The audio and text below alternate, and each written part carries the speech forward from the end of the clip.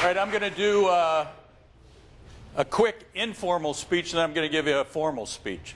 So you're going to get statistics and all the other stuff in the formal speech. But the informal speech is a little bit personal, but 45 years ago, which is a long time, I was a teacher in a technical school in Detroit. And as I'm looking at the audience, I recognize what young people look like. I don't get that opportunity every day.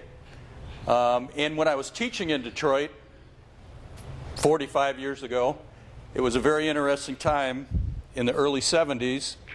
And I don't know what happens at your school, but at lunchtime, my students would leave the school and then come back after lunch, and they wouldn't always be attentive. Sometimes they'd come back messed up. And I still had to teach them. And so what I did, I had a long row of metal cabinets where we stored all the electrical equipment that we were being trained on. And I had a 2x4, and I would take the 2x4 right after lunch, and I would hit one of the metal cabinets. And they were close to each other, so the first cabinet would hit the second cabinet, would hit the third cabinet. So I'd hit the first cabinet and go boom, boom, boom, boom, boom, boom. And then you get to the end, and if you know anything about wave theory, then it would come back. Boom, boom, boom, boom, boom, boom, boom, boom, boom. And everybody would jump. And that would give me about 15 seconds to push something into everybody's head. That was real important. So pretend like I got a 2x4, and I just hit the metal cabinets. Your brain opens for a second.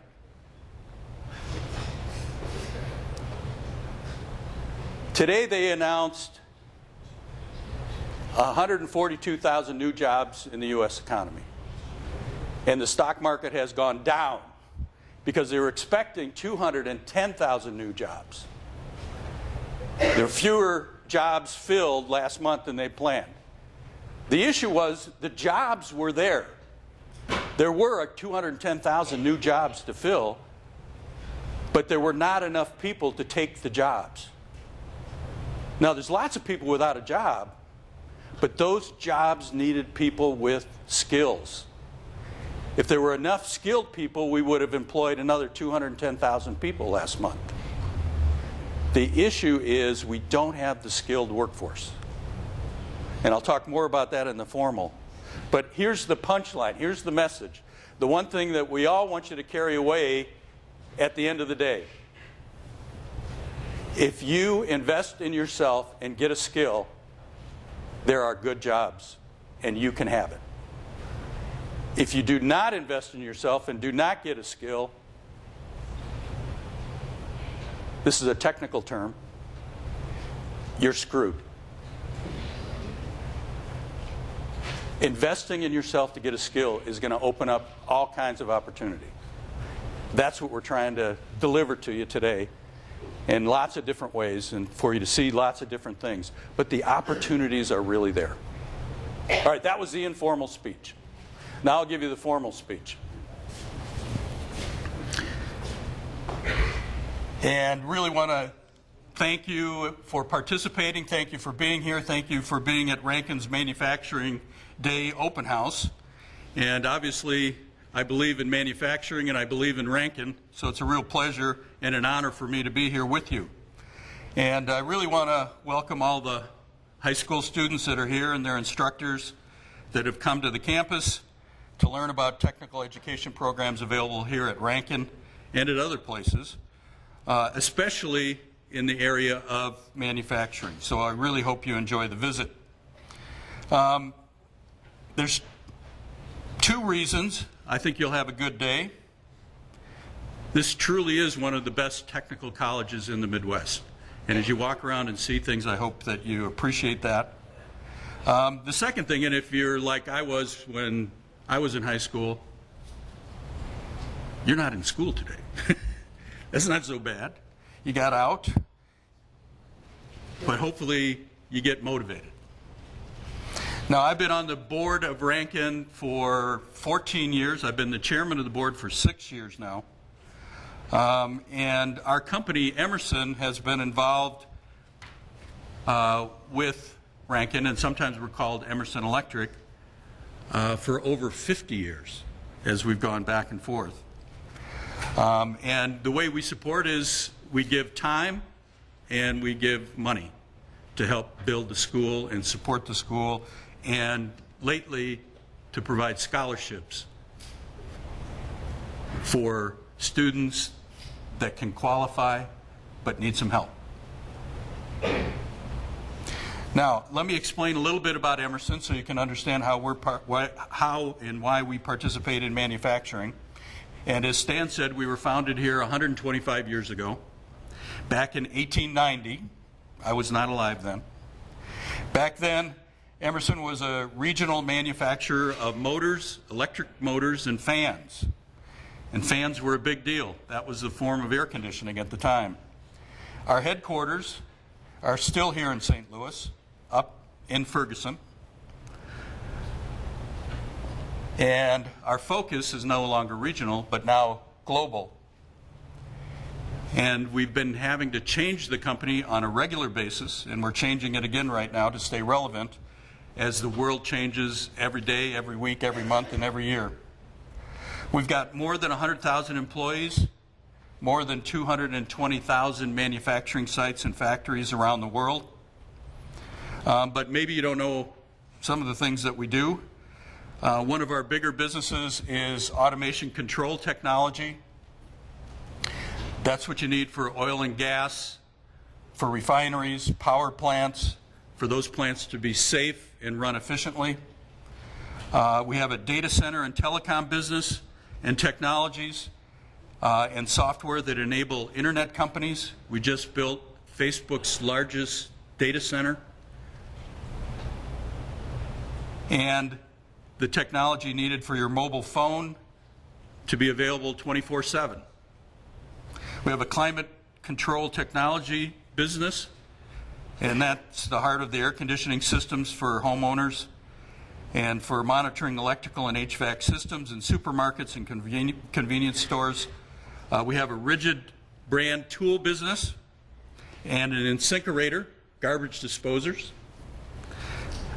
business that you're probably familiar with, and very helpful to the contractors and homeowners that are out there. We're a engineering and manufacturing company. That's the heart of what we do. We manufacture in about 70 locations here in the United States. We've got 2 here in Missouri, 1 in Lebanon and 1 in Ava down by Springfield. And we've moved to a regional model overall when we think about the business, and Stan alluded to being more of a global business. What that means is what we sell to our customers in North America, we manufacture and make in North America. What we sell to our customers in Asia, in China, in India, we make in China and India. What we sell to our customers in Europe, we make in Europe.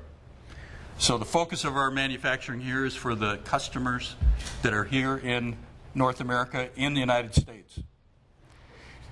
From 2009 to 2014, we invested or expanded in 17 locations across the country. So American manufacturing is a big deal for us. It's important. Our survival depends on how well we do. So I want to highlight one of the big challenges facing American manufacturing, and that is the skills gap, and how solving that challenge can help create good career opportunities for the next generation of American workers, which is you. In other words, job opportunities for people a lot like you to earn a decent living so you can buy a car, buy a truck, pay your rent, pay your mortgage, raise a family, travel, save. The opportunity is there.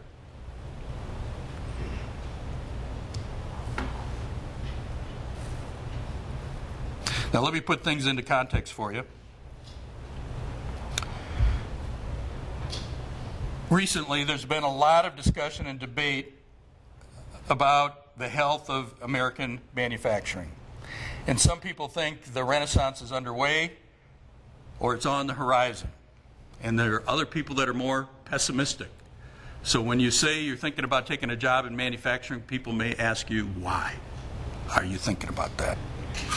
There's no question that manufacturing is very important to our country, contributing more than $2 trillion to the U.S. economy, which is about 12% of our gross domestic product. But the manufacturing industry, in terms of employment impact, has had a much different place in our economy than it was 35 years ago. Now, I was supposed to turn on some slides for you, and I was talking so much I didn't do that. So this is a summary of Emerson real quick, and the jobs that we do have. But this is the important slide I want to show you on manufacturing employment. And this is the number of manufacturing jobs in the United States. And as you can see, come around 1990, it started to drop. And 8 million jobs disappeared in the United States.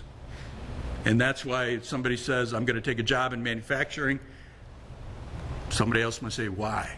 I thought those jobs all went away. And this is what's been happening lately. What's really happened is the kinds of jobs have changed from unskilled to skilled jobs. If you have a skill, there's lots of jobs. If you don't have skills, this is the trend. Not too good.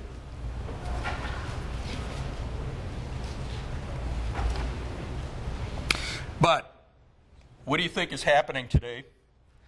And how do you think this is playing out? One of the reasons for the change, one of the reasons for this drop, is global competition. And you've probably heard that and heard that many times. First, jobs went to Japan. And when I was your age, that's what was going on. I was in Detroit, and automotive jobs were going to Japan. And what we were going to do about that. And they came out with some new manufacturing techniques, actually manufacturing techniques that they had learned from the United States and applied them very well, and took a bunch of jobs so they could build Toyotas and other cars like that. Then the jobs went to Mexico as trade barriers came down, and then to China because the labor was so cheap. But guess what's happening today? And that's what this chart is. This is what Americans get paid in wages per hour in manufacturing jobs. And this is what people in China get paid. And what's happening? It's accelerating. It's a very exciting time. I go to China myself a lot. And these wages are going up, and they're going to continue to go up. And in your career, the cost of manufacturing in China and the cost of manufacturing in the United States is going to be about the same. So in China, India, Southeast Asia, as these costs go up, and they're going to continue to go up because people everywhere in the world want a better life. So they go out and get educated, they learn skills, and as Stan said, they compete for global jobs. So the wages in these developing countries in Asia are now increasing much faster than they are here. In 1980, wages in China were 3% of American wages, only 3%. In 2014, it's up to 20%. And it may still sound like there's a big advantage for China, but it's enough of a shift that many companies in some industries are finding it much better to manufacture here. That's what Emerson has found out. For us to be competitive in North America, for us to be competitive in the United States, we need to make our products here. According to the National Association for Manufacturers, U.S. manufacturing productivity is higher than in any other manufacturing economy. That means the amount of goods that are produced versus the amount of work that's put in. American workers produce more than anybody else in the world. That's why employers are willing to shift to jobs that are paid a premium. In the United States, manufacturing people average $77,000 a year. That's the average. That's 20% higher than the average pay in other industries in the United States. So it's a higher paying job globally, which has good news and bad news, and it's the higher paid jobs in our country are in manufacturing. So if somebody asks you why, because the jobs are there and they pay a good salary. And in a recent survey that just came out, U.S. manufacturers indicated that they'd be willing to pay even more than the current market rate to hire and retain skilled workers. So, let me tell you what's going on and what we've learned. Over the next decade, manufacturers in the United States will need 3.5 million workers. That's how many new jobs are going to be out there. 3.5 million new jobs. An estimated 2.7 million of those jobs will become available because people like me and Stan, baby boomers, are going to retire. There's a huge number of retirements coming and a whole bunch of jobs behind that. 700,000 jobs are being created due to growth in the country. So for you in high school right now, that's really good news. You're coming into the workforce as there's a bigger demand. But there's a problem. And those hiring today predict there'll be 2 million jobs in the United States that will be unfilled due to lack of job candidates with the right skills. 2 million jobs open, but nobody to take them. In other words, American manufacturers are facing a fast-growing talent gap. That talent gap was in the news this morning. 142,000 new jobs. We needed to hire 210,000. The reason why they weren't hired? We didn't have the skilled workers to fill the jobs.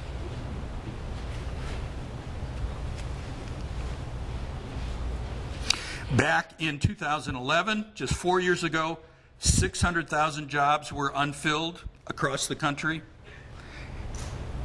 10 years from now, that'll be more than 2 million. Why? What is going on? So Manufacturing Institute and Deloitte did a study, and there's 4 primary things that are happening. First, in the manufacturing sector, employees are retiring faster than they're being replaced. As they leave, they take decades of trade knowledge with them. The average age in manufacturing right now is 44 years old. And in the highly skilled area, like welding, machining, and maintenance, it's over 50 years old. So when these people retire or leave, companies they leave often have this skills gap, and so they have to figure out what to do. What's happening is we can't find the workers with the skills, so we're going to more and more automation and robotics. But that also drives the need for more skills. The second reason found for the skills gap is the image of manufacturing that we were just talking about.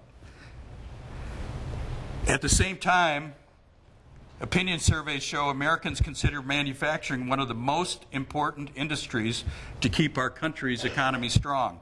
Yet when it comes to picking a career for themselves, most people rank manufacturing low. And only 37% of the kids in school today say they would take a job in manufacturing. A lot of it is because they think the environment that they're going to work in is going to be dirty or dangerous.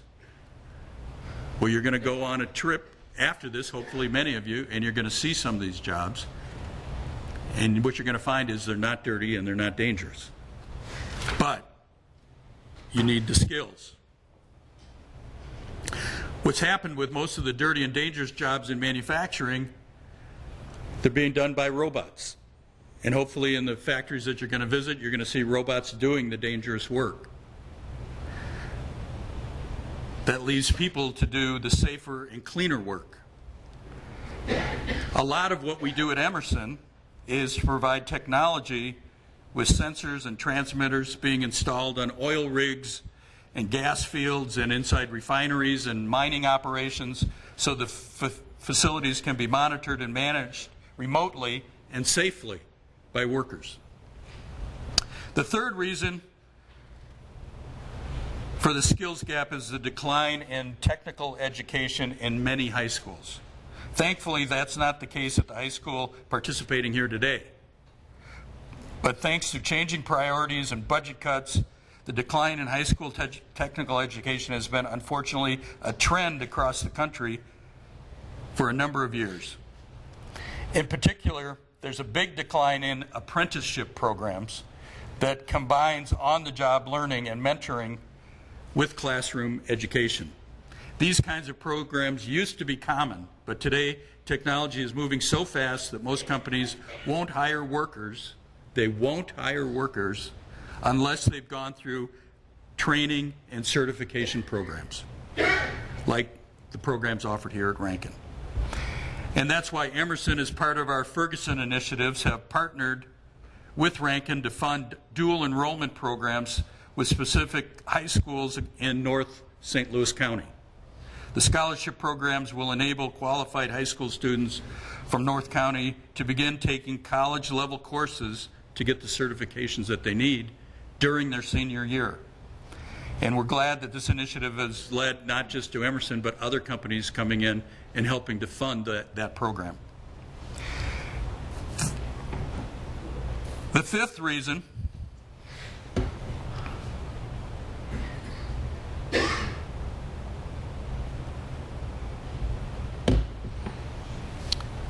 for the shortage in skilled workers in manufacturing is there's just not a lot of there's a lot of unqualified people.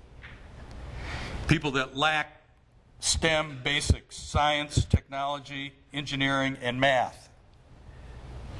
Manufacturing executives say the most serious skills deficiencies are in technology and computer skills.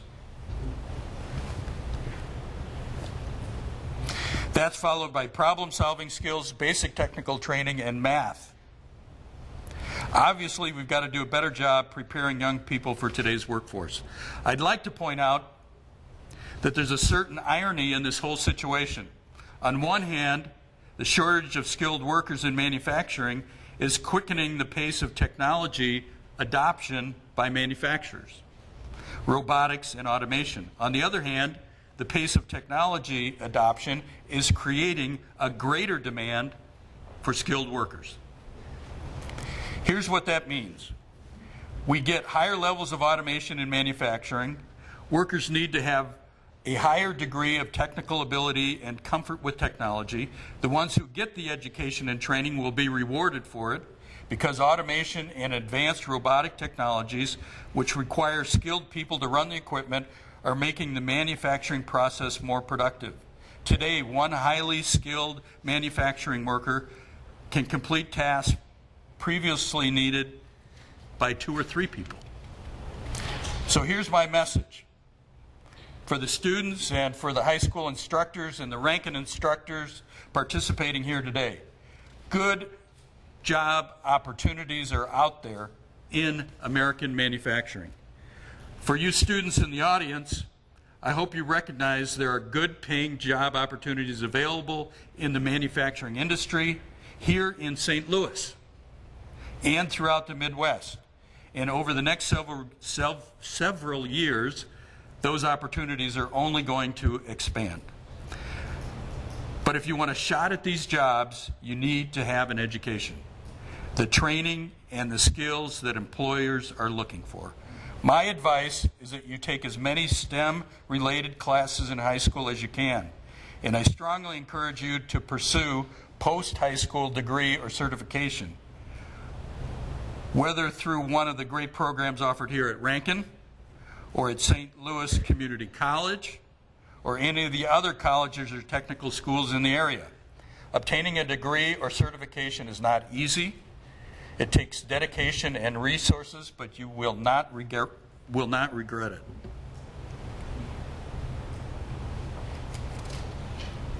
Last year, Ranken had nearly 1,000 graduates. These graduates had an average of 5 job opportunities. Each student that graduated from Ranken last year had the chance to take 5 different jobs. They could pick which job they wanted. because they had the skills and the certifications to qualify. If you go to school at Ranken and you graduate, you will get a job.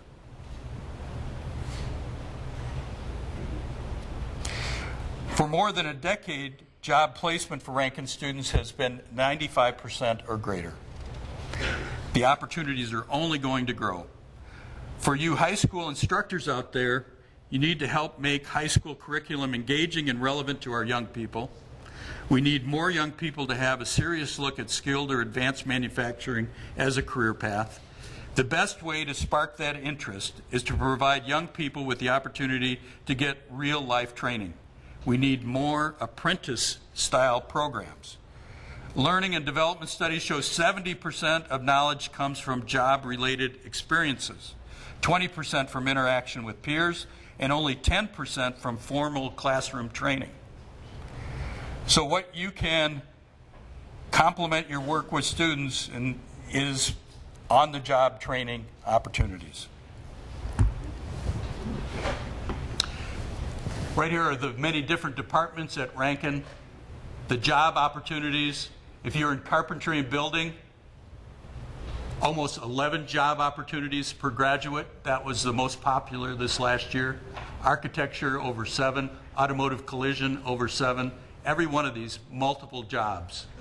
Placement rates across the board.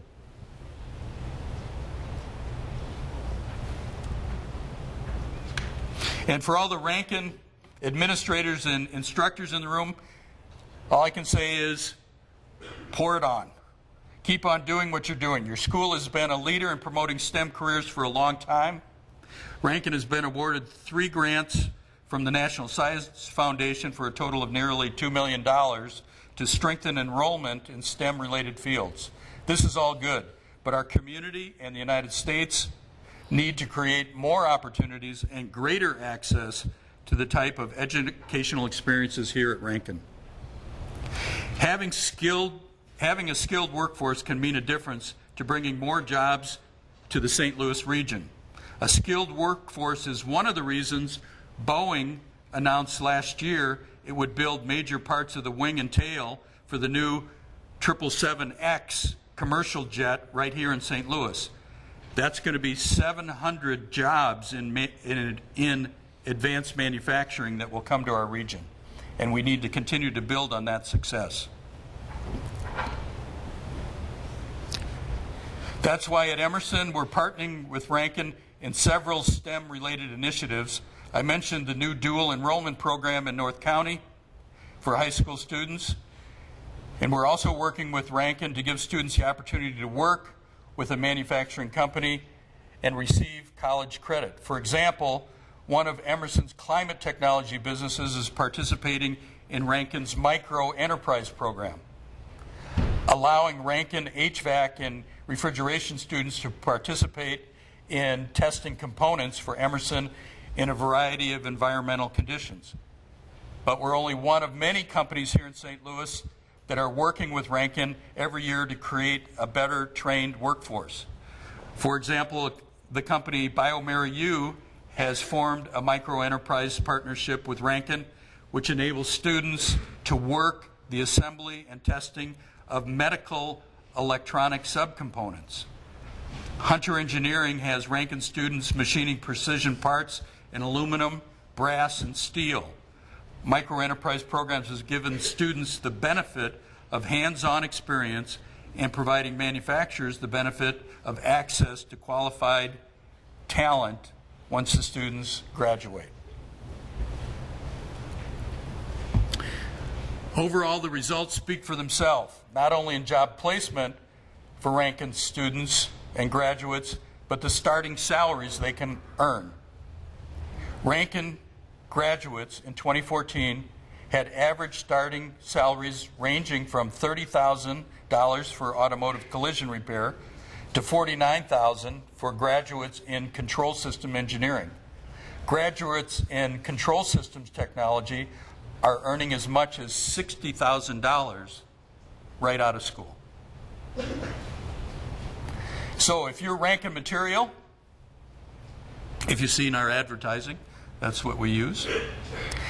And education here can prepare you to compete for good paying manufacturing jobs that already exist in the St. Louis region and lots of other places across this country. Jobs that require more and more advanced skills and training and are more and more interesting. There is in environments that are cleaner and safer than many years ago. American manufacturing has skilled jobs that will go to someone else around the world unless young people like you grab the chance and take advantage of the education and training that institutions like your high school and Ranken Technical College are doing. At Emerson, we're very proud to be here at Ranken and help. We see the benefit of the work that we do here, the money that we give, the scholarships that we support, because we can see the opportunities grow for the young people in the St. Louis community. With that, thank you very much.